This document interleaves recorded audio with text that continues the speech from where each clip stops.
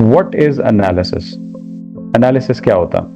अब देखें, इकोनॉमिक्स में ये एएस में 40% इन्वॉल्व है, ए2 में भी 40% इन्वॉल्व है, काफी बड़ी परसेंटेज है। और बिजनेस में एएस में 20% है, ए2 में 25% है। तो एनालिसिस होता क्या है?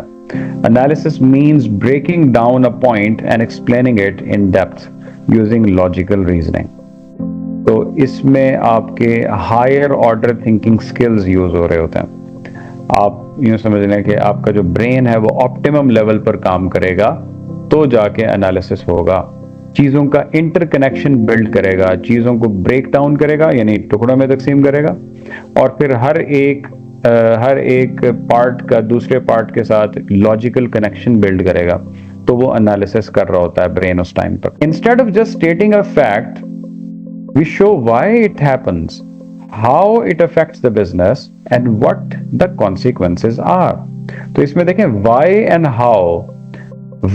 how ये दो ऐसी चीजें हैं जो आपको हेल्प करती हैं एनालाइज करने में, जबकि इससे पहले हमने why and how पे इतना ज्यादा फोकस नहीं किया जो पहले दो असेसमेंट ऑब्जेक्टिव्स की जब हमने बात किया। तो वाई एंड हाउ पे इतनी बात नहीं हुई जितनी हम अब करेंगे जब हम एनालिसिस में जाएंगे। हाउ टू एनालाइज कैसे करें? Number 1, emphatic statements. जब आप एनालिसिस कर रहे होते हो तो आपको एम्फेटिक स्टेटमेंट्स देनी होती हैं। एम्फेटिक स्टेटमेंट्स क्या है? वो स्टेटमेंट्स जो किसी भी चीज की इंपॉर्टेंस को मैग्नीफाई कर दें या किसी भी चीज की इंपॉर्टेंस को बहुत ओपन करके एग्जामिनर के सामने रखें। ऐसे स्टेटमेंट्स को एम्फेटिक या एक्सप्लेनिंग स्टेटमेंट्स बोलते हैं। जैसे a business using just in time inventory reduces storage costs. This means that it can operate more efficiently. अब ये जो फर्स्ट सेंटेंस है जो कि मैं यहाँ लिख देता हूँ, हाईलाइट कर देता हूँ, ये वाला, ये स्टेटमेंट 90% बच्चे लिख रहे हैं। ये स्टेटमेंट करेक्ट है, गलत नहीं है, लेकिन ये नॉलेज बेस्ड स्टेटमेंट है। जो नेक्स्ट स्टेटमेंट है, दिस मीन्स दैट, ये एम्फेटिक स्टेटमेंट है जो कि सिर्फ 10% बच्चे लिखते हैं। वही बात आ गई जो हमने असेसमेंट ऑब्जेक्टिव 1 में देखी थी कि आपने नॉलेज दे देने के बाद उसको ओपन एंडेड नहीं छोड़ना होता बल्कि उसे कंक्लूड करना होता। तो यहां पे हम कंक्लूड कर रहे हैं एम्फेटिक स्टेटमेंट, ऐसी स्टेटमेंट्स देके जो हमारे नॉलेज पॉइंट को कंक्लूड कर रही हैं और उसके अंदर जान डाल रही हैं, उसके अंदर उसकी सिग्निफिकेंस जो है उसको वाज़ेह कर रही हैं। This means that it can operate more efficiently. Next एक और स्टेटमेंट आई है, a strong social media presence can enhance brand awareness, as a result sales में इंक्रीज। अब वो देखें, आपने रिजल्ट दे दिया, आपने उसका अफेक्ट या इम्पैक्ट बता दिया। तो एम्फेटिक स्टेटमेंट्स अपने वोकैबुलरी में, अपने एक्सप्रेशन में यूज करें, ओपन स्टेटमेंट्स नहीं यूज करनी। हमारा लर्निंग टेक अवे यही है कि हमने ओपन स्टेटमेंट से जान छुड़ानी है, इकोनॉमिक्स में भी और बिजनेस में भी। याद रखें कि आपकी बुक में, टेक्स्ट बुक में जो भी कुछ मेंशन्ड है वो नॉलेज के सिवा कुछ भी नहीं है। तो अगर आप पूरी टेक्स्ट बुक को छाप के आ रहे हैं तो बी श्योर कि आपके 30% से ज्यादा मार्क्स नहीं आएंगे। आपको उस नॉलेज को अप्लाई करना है, सिंथेसाइज करना है, उस नॉलेज की बेसिस पे कनेक्शंस क्रिएट करने हैं, अपनी ओपिनियन फॉर्म करनी है, बहुत कुछ करना। तो वो सब जब तक प्रैक्टिस नहीं करोगे तब तक आपके मार्क्स वो नहीं आएंगे जो आप चाहते हैं। इसी तरह एक और स्टेटमेंट है, a company's market share has declined, this implies ineffective marketing strategies. तो ये जो मैंने आपको हाईलाइटेड फ्रेजेस दी हैं, इनको प्लीज अपनी वोकैबुलरी में शामिल कर लें। इनके बहुत सारे सिनोनिम्स और मिल जाएंगे, अगर ना आप सिनोनिम्स यूज करना चाहें तो यही यूज कर लें। ये एग्जामिनर्स को एक हिंट देते हैं कि बच्चे ने मीनिंग ऐड करने की कोशिश की अपने एक्सप्रेशन के अंदर, और ये काफी इंपॉर्टेंट है आपके लिए। नंबर 2, एनालिसिस में आता है कॉज एंड इफेक्ट। अब कॉज एंड इफेक्ट क्या है? अब देखिएगा इस स्टेटमेंट को, a rise in production costs reduces profit margins. This may lead to higher prices for consumers. ठीक हो गया। तो अब यही जो पहला पार्ट है, rise in production cost reduces profit margin, ये है जी हमारा नॉलेज पार्ट। ठीक हो गया जी। अच्छा, अब ये नॉलेज पार्ट तो सब बच्चे ही लिख रहे होते हैं, जो पढ़ के आ रहे हैं वो ये बात लिख रहे हैं, लेकिन उसका अफेक्ट यूजुअली बच्चे क्या करते हैं, अफेक्ट्स को जाके कहीं और बताते हैं जहां पर रेलेवेंट नहीं होता। अफेक्ट वहीं दें अपने स्टेटमेंट के साथ, ताकि स्टेटमेंट आपका मीनिंगफुल बन जाए। तो साथ ही साथ जब आप इफेक्ट दोगे तो वो एक चेन बन जाएगी, जिसको हम कहते हैं chain of analysis.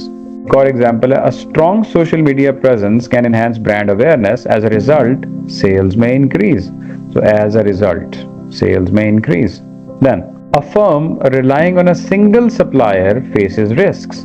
Due to this, supply chain disruptions may halt production. तो वही चीज मैंने 3 मरतबा रिपीट की, ये बताने के लिए कि हमें इम्पैक्ट देना है चीजों का। किसी भी चीज के बारे में बताएं तो उसके सिग्निफिकेंस बताएं और फिर उसका इम्पैक्ट बताएं। सिग्निफिकेंस एम्फेटिक स्टेटमेंट से बताते हैं, और इम्पैक्ट जो है वो कॉज एंड इफेक्ट वाले रूल से बताते हैं, जो यहाँ पे आपके सामने मेंशन है, यानी उसका फाइनल इम्पैक्ट या इफेक्ट बिजनेस पे क्या आने वाला। ये हमारे लिए इंपॉर्टेंट है जानना। अच्छा बेटे, मई जून 2024 जो फ्रेश पेपर अवेलेबल था, मैंने उसमें से ये क्वेश्चन निकाला, analyse 2 benefits to a business of low labour turnover. अब हमने लो लेबर टर्नओवर के 2 बेनिफिट्स बताने हैं, एनालाइज करने हैं। इसको स्टार्ट करते हैं।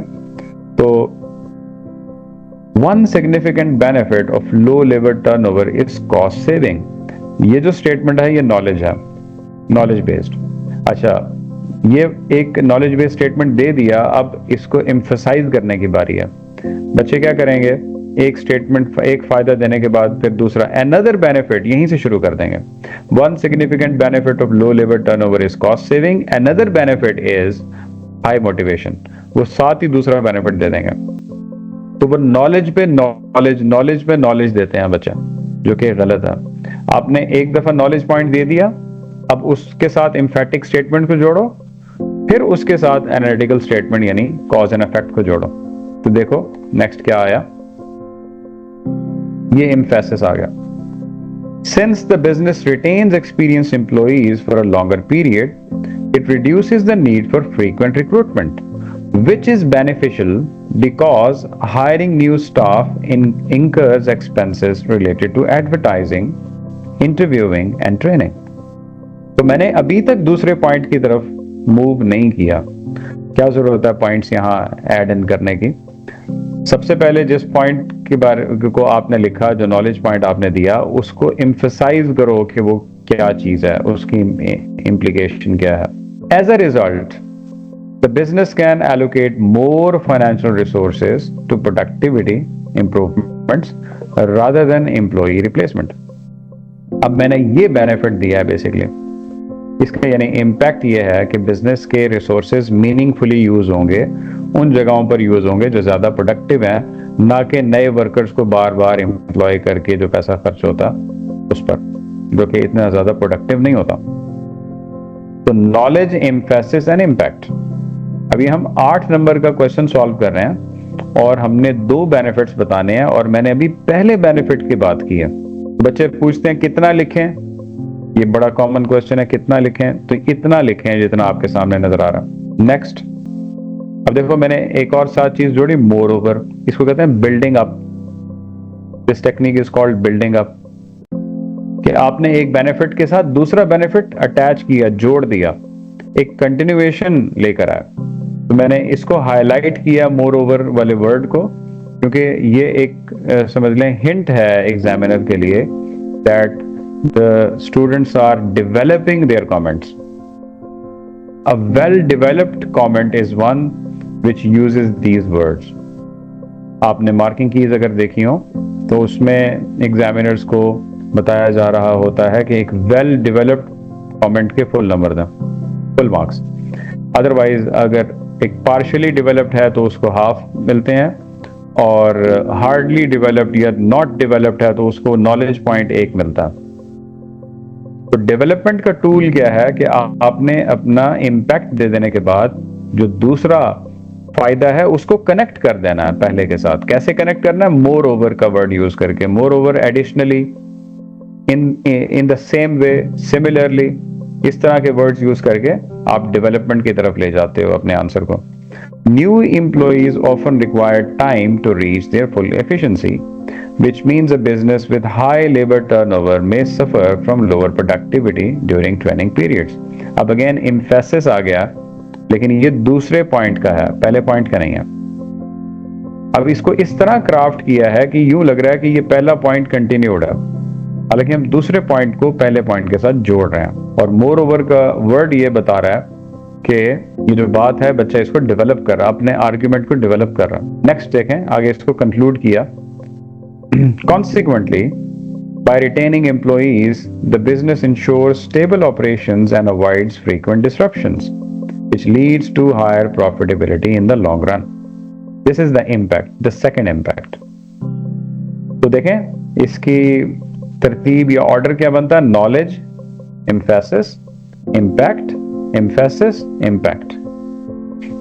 नॉलेज पॉइंट, फिर उस पर एम्फेसाइज किया, फिर इम्पैक्ट दिया, फिर एम्फसाइज किया, फिर इम्पैक्ट दिया।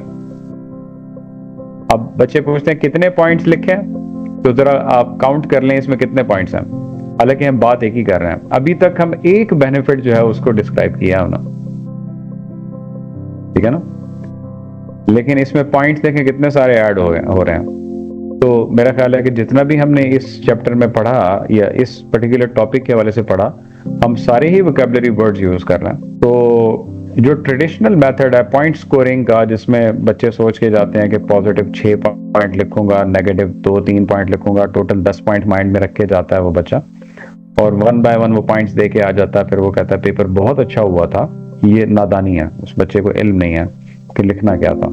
सर ये जो एम्फेसिस इम्पैक्ट है, ये चेन ऑफ एनालिसिस होती है। ये देखें, ये आपका आखिर में कॉज एंड इफेक्ट आ गया, यही चेन ऑफ एनालिसिस है, जिसमें एक well connected sort of response आप देते हो। सर हमने नॉलेज के बाद सीधा एम्फेसिस और इम्पैक्ट किया है, तो दरमियान में वो एप्लीकेशन नहीं आएगा इसमें? ये सारा एप्लीकेशन ही तो जा रहा है। अब ये देखो एप्लीकेशन, जैसे मैंने अभी आपको बताया कि उसके अंदर हमें कुछ ज्यादा लिखने की जरूरत नहीं है, उसमें हमें कनेक्ट करना है केस के साथ। देखो ऊपर केस क्या दिया हुआ है, 2 benefits to a business of low labour turnover. Not we talking about low labour turnover all the time throughout the text, ठीक है ना। तो ये, हाँ, तो ये एप्लीकेशन क्या है? Staying relevant with the question statement, staying connected with the question statement all the time. तो अगर आप क्वेश्चन स्टेटमेंट में जो भी कुछ पूछा जा रहा है उसके साथ अपने आप को रिलेट कर, अपने एक्सप्रेशन को रिलेट कर देते हो, अपने रिस्पॉन्स को रिलेट कर देते हो, तो यही है आपकी एप्लीकेशन। ओके सर, समझ आई है बात? ठीक है। अच्छा, ये मैंने सेल्फ असेसमेंट टास्क दिया आपको। Complete the second strand of analysis for this question and WhatsApp me. तो करना क्या है कि 2 बेनिफिट्स पूछे थे लो लेबर टर्नओवर के, एक को हमने अच्छी तरह से डिस्क्राइब किया एंड एनालाइज किया, दूसरे को आपने एनालाइज करना और मुझे भेजना है व्हाट्सएप पे। ये है जी क्वेश्चन, इसका स्क्रीनशॉट ले लें और फिर आपने मुझे ये भेजना।